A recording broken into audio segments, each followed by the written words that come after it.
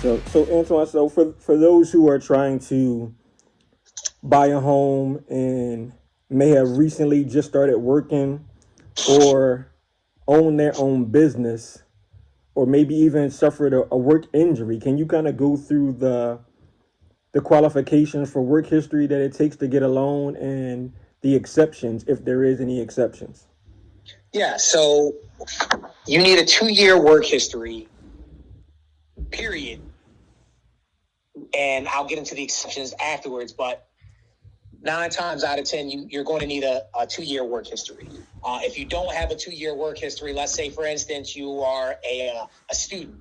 Let's say you're in school for education and you come out and get a job, a month or two after you graduate from college in the education field. You get a teaching job. You are allowed to use your education as work history to get pre-approved. Okay.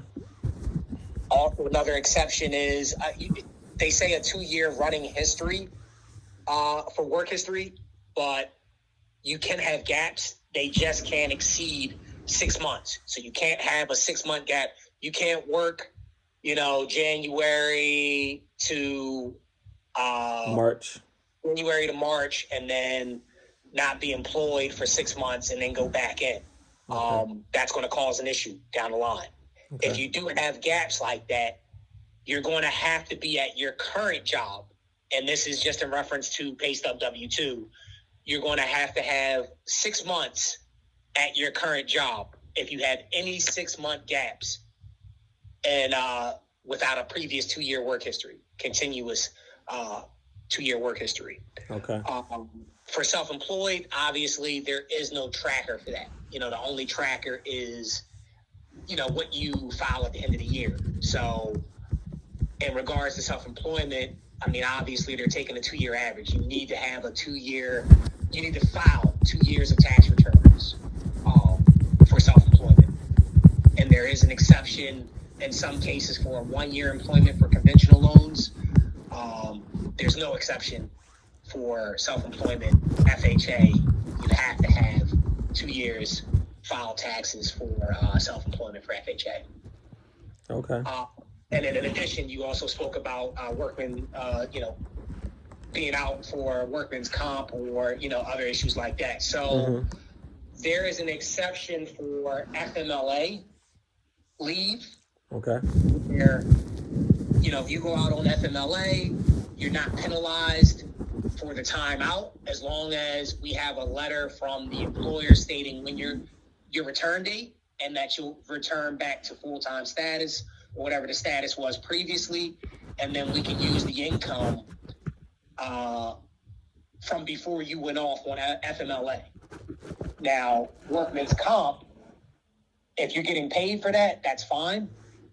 If you're not getting paid for workman's comp, that's where you're going to run into issues as far as your income average. So depending on how long you're out, that's going to affect how much you make per month because they're going to average that out. If you're salary, it's not going to affect you. Okay. If you're hourly, if you get paid hourly, it will affect you. Salary, you get the same amount regardless. Right. So right. Won't affect you there. Okay. Yep.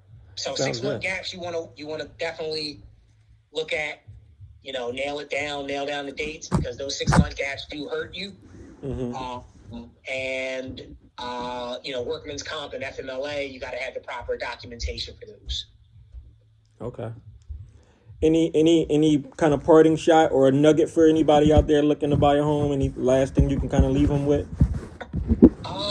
Listen, the easiest thing for self-employment, just have your documentation in order. Just, 2 years, I would say standard is the easiest for you to get the deal done without jumping through all the hoops. Pay stub W-2 for salary. Those are obviously easy to calculate. Your salary for hourly employees, you want to definitely get ahead of the curve before you try to get pre-approved. You want to have that conversation prior so that there's no surprises. Okay. So, yep. 2-year work history and or education that is similar to the employment that you're trying to get. That'll get you in the door for the pre-approval. So if you just got out of school, Yep. the job in order for it to work, the job that you get has to be in the field that you were just studying. That is correct. Okay. It has to be in the field. They have to line up. They have to be able to connect the dots Okay. in order for them to give you credit for the work history. Okay. That's good stuff. Yeah, you can't go to school for education and then come out and get a job in nursing. Or I mean, you might be able to gray area that a little bit, but you want to kind of have those line up. Okay. Generally speaking, that's what they should line up. Generally speaking, you want to have those two line up. You went in school for nursing, came out, got a nursing job. Perfect. Went in school for, media production and came out and, you drive an Uber. It's not going to work. Okay. So tell people quickly before we close out what company you work at and, if they want to contact you. Yeah, Round Point Mortgage. Again, Antoine Rogers with Round Point Mortgage. Phone number 267-625-4465. Call, text. I'm here for any questions you may have, any concerns you may have. If you're looking to buy or refi, I'm here for all your needs, all your mortgage needs.